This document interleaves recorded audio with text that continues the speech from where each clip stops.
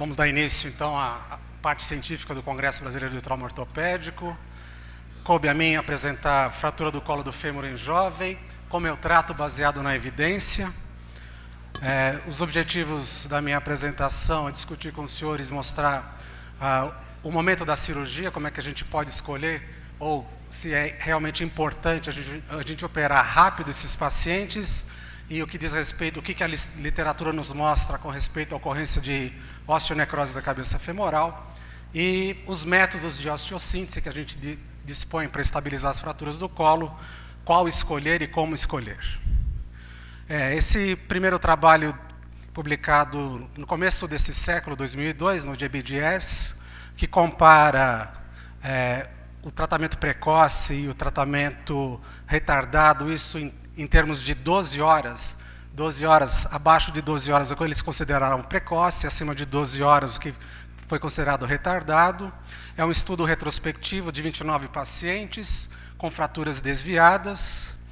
Naquele grupo de pacientes que foi submetido à osteossíntese antes das 12 horas, em nenhum deles, um grupo de 15 pacientes, teve a necrose, e em 14 pacientes em que foram operados depois de 12 horas, em 6, ou seja, 42, quase 43%, evoluíram com osteonecrose da cabeça femoral, uma diferença significativa do ponto de vista estatístico. Em contrapartida, agora em 2012, publicado na revista do SICO, tem esse trabalho, um trabalho que retoma a questão de que se o tempo é realmente importante no aparecimento da necrose. É um estudo de 10 anos, de 92 pacientes, fraturas sem desvio 24, fraturas desviadas 68, e a ocorrência geral de osteonecrose foi cerca de 14,2%, nas fraturas não desviadas próximo de 8%, nas das fraturas desviadas perto de 16%. E o que os autores mostram é que, independente do momento em que foi feita a cirurgia, em 6 a 12, 12 a 18, de 18 a 24 horas após a fratura, em todos esses momentos aconteceu um número considerável de eventos relacionados com a necrose da cabeça femoral, e, por incrível que pareça, depois de 48 horas, eles não tiveram nenhum caso, foram 8 pacientes operados. De maneira que, nas primeiras 24 horas, eles operaram 71 pacientes dessa série de 99, e em 10 aconteceu a osteonecrose, ou seja, uma incidência de 14%, e 21 pacientes foram operados depois das 24 horas, e a proporção foi semelhante. Ou seja, a gente vê que, por esses trabalhos e outros que eu vou mostrar para os senhores, o tempo não é um fator muito determinante na ocorrência da osteonecrose. Esse é um trabalho de 2005, foi uma meta-análise em que foram analisados 18 pacientes. A não consolidação da fratura aconteceu em 9%, ela foi mais frequente na redução aberta do que na redução fechada, e a osteonecrose em 23% dos pacientes, e uma tendência maior, não houve diferença significativa, mas mostrou uma tendência de ela ocorrer mais na redução, quando a redução foi fechada. E não houve diferença no aparecimento de osteonecrose ou não consolidação se os pacientes foram operados antes ou depois de 12 horas do evento da fratura. Esse é também da Parker, publicado no Injury de 2009, são 1.023 pacientes que foram analisados. A osteonecrose nas fraturas sem desvio, ela foi menor do que nas fraturas desviadas, e aqui eles conseguem identificar uma população que entra em risco, que é a ocorrência maior de osteonecrose na mulher, com a fratura desviada e abaixo dos 60 anos de idade, e sem diferença, o tempo não interferiu ou não mostrou nenhuma interferência na ocorrência, no aparecimento da osteonecrose. Essa é uma experiência nossa, que foi publicada no Injury de 2014, do nosso serviço, que mostra um pouco da realidade que existe no país. 31 pacientes que foram operados entre 2009 e 2010, são 2 anos, todos com fraturas desviadas. Nosso corte foi 7 dias. A gente recebe pacientes referidos de outros serviços que já chegam com 3, 4 dias de evolução. Isso é uma coisa que reflete muito bem o país em que a gente vive. E a ocorrência de complicações ela foi muito baixa. Tanto que a osteonecrose foi similar nos 2 grupos. E saiu essa revisão sistemática agora em 2015 do grupo do Giannodes. E a conclusão é que, apesar de todos os esforços que eles empreenderam na revisão sistemática, tentando evidenciar o efeito do tempo na evolução, tanto da osteonecrose como da não consolidação, os trabalhos ainda não conseguem definir que isso realmente tem uma significância. Com relação aos métodos de osteossíntese, eu acho que nesse slide a gente tem representado praticamente todos os métodos que a gente pode utilizar.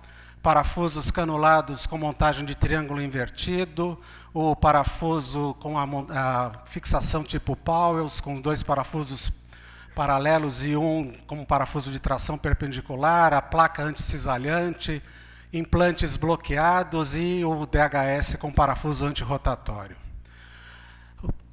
A literatura, praticamente todos os trabalhos mostram que para as fraturas não desviadas, o parafuso canulado no triângulo invertido é uma boa solução e atende muito bem às necessidades dos nossos pacientes. Já nas fraturas desviadas, e principalmente no Powell's 3, a montagem tradicional do triângulo invertido, será que ela funciona bem? Quando comparada com o parafuso trocantérico, esse trabalho biomecânico mostra que esse tipo de fixação de montagem é 70% mais rígida do que com os parafusos com triângulo invertido e resistem a uma força quase 50% maior para impedir o deslocamento da fratura. Em 2015, também o grupo do Giannodes fez uma avaliação de vários trabalhos biomecânicos com diferentes implantes e fazendo a comparação entre esses implantes. Algumas observações com o Powell's tipo 3. Os trabalhos mostraram que a utilização de ácido cefalomedular é a que dá a fixação mais estável, que resiste melhor às forças que atuam na região do quadril quando submetido à carga. Mas o DHS com parafuso antirrotatório, que é o que a maioria das pessoas acaba utilizando, ele é superior do que os parafusos canulados. Nas fraturas subcapitais ou transcervicais, apesar do parafuso canulado ter uma resistência inferior ao DHS, eles acabam sendo semelhantes no que diz respeito a suporte de carga até a falha. A maior eficiência biomecânica encontrada nesse trabalho do Giannodes foi a haste cefalomedular para as fraturas do colo do fêmur. O DHS com parafuso antirrotacional, o segundo implante que oferece mais eficiência, e tomando cuidado que o parafuso do DHS tem que passar rente ao cálcar para que ele seja mais eficiente e não passar no centro do colo. O parafuso trocantérico mais 2 parafusos canulados convencionais, eles têm uma boa eficiência para o traço vertical e são superiores aos parafusos canulados. E sempre que se optar por colocar parafuso canulado em que há uma grande comunição posterior, 4 parafusos são superiores a 3 parafusos com triângulo invertido. As conclusões: fratura subcapital transcervical, 3 canulados com triângulo invertido ou DHS vão funcionar bem na prática clínica. O traço vertical, obviamente que a maioria dos senhores deve utilizar o DHS com parafuso antirrotacional e, eventualmente, parafuso trocantérico mais 2 canulados. E na base cervical, melhor opção, também a haste do ponto de vista de estabilidade e o DHS com parafuso antirrotatório seria a segunda opção. Essa é uma situação de que, como a gente trata lá no Instituto, paciente de 37 anos, uma fratura vertical, 72 horas após o trauma ele chegou. Essa foi a redução, a gente sempre tenta uma redução fechada, aqui foi na mesa de tração. Se ela não fica boa na mesa de tração, se tira o paciente da mesa e parte-se logo para a redução aberta, só faz uma tentativa. Um parafuso perpendicular Eventualmente, talvez hoje eu modificaria para colocar um parafuso nessa situação, que é o parafuso trocantérico, que tem mais um efeito mecânico melhor do que esse parafuso horizontal. Depois a colocação dos parafusos anterior e posterior. E por fim, como ela tinha uma comunição grande da região posterior do colo, foi acrescentado mais um parafuso na região posterior e superior. E com 4 parafusos a gente obteve uma boa estabilidade. Aqui a evolução do quadro, com 80 dias, 6 meses, 10 meses e a consolidação sem ocorrência de osteonecrose. Eu já vou terminar. Em resumo, eu não falei nisso, mas a literatura é unânime, a gente vê em todos os trabalhos. O fator preditivo mais importante é a redução anatômica da fratura. A gente viu que existe agora, ficou muito claro, uma situação de risco, que é a fratura desviada em mulher jovem, então é uma situação que a gente precisa tomar bastante cuidado. Tempo para cirurgia, pouca influência na ocorrência de osteonecrose, porém, isso não quer dizer que a gente deva demorar para operar o paciente, deve se operar logo esse paciente. A localização do traço de fratura, seja ele baso, médio, cervical, subcapital, bem como a sua estabilidade, orientação do traço e cominuição, é que vão orientar a escolha do melhor método de osteossíntese. E do ponto de vista mecânico, o DHS com parafuso antirrotacional é o que tem o melhor desempenho. Essa decisão ela deve ser individualizada.